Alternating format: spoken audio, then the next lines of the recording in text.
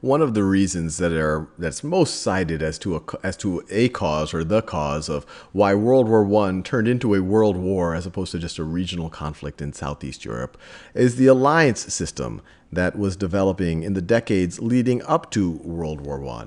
And to understand that, I've distilled a bunch of the alliances that occurred in those decades leading up to World War I. And this is just a distilled version. There were many other alliances that were tangentially related, but I try to distill down the ones that were directly related to all of the dominoes falling in 1914 that led to all of Europe being essentially at war with each other.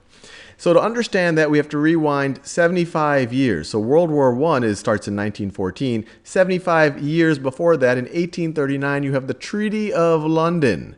And the Treaty of London did many things, but Article 7 is what's relevant to the beginning of World War I, where Britain agrees to protect the neutrality of Belgium.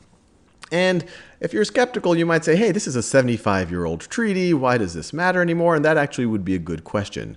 Really, all of these alliances, it's a very healthy debate you can have as to whether these are the direct causes of why one of these powers declared war on the other, or whether these were just excuses. These were kind of a legal pretext for saying, oh, I need to declare war on you, when in reality, they really did want to declare war for a whole set of reasons, to kind of keep the other person's empire in check, to flex their military muscle, to go after more territory in their empires. Who knows what it might be? But needless to say, 1839 was the legal basis for the British Empire to protect Belgium. Now you fast forward 40 years, you get to 1879. You have a newly born German empire out of the Franco-Prussian War in 1871.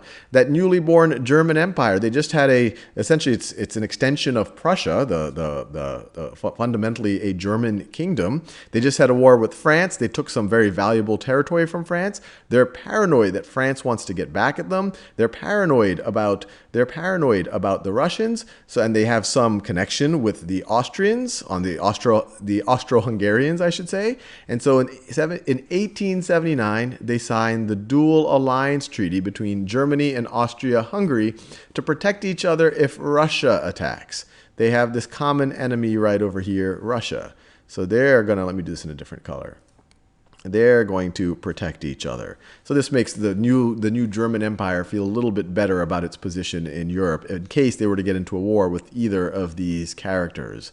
Then in 1892, you can imagine if you ever play a game of Risk, or if you ever play the game of Diplomacy, which is actually based on what happened in World War I, if you see some people that you might be at war with starting to become friends, you want to look for other friends, other alliances that you can form in case they declare war on you. So in 1892, you have an alliance between the French and the Russians, the Franco-Russian Military Convention. So this is an alliance. Let me do this in the magenta color again. You have an alliance between France, and Russia.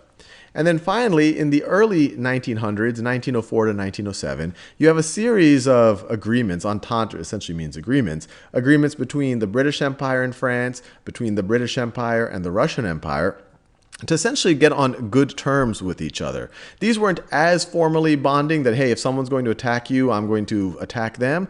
But they were essentially able to resolve a lot of their issues on what's going on in their other imperial conquests. And they formed what is called the Triple Entente, the Triple Agreement between Britain, between the British Empire, and right here I just circled the United Kingdom, France, and Russia. And on the other side of that, you had the Triple Alliance. You have Germany, you have Austria-Hungary, and you also have Italy.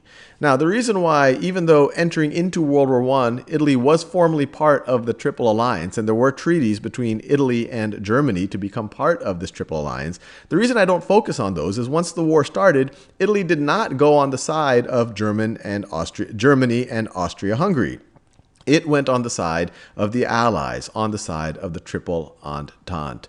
But this will give you a good background for why what would seem like a regional skirmish in Southeast Europe turns into a pan-Europe and eventually pan-global war.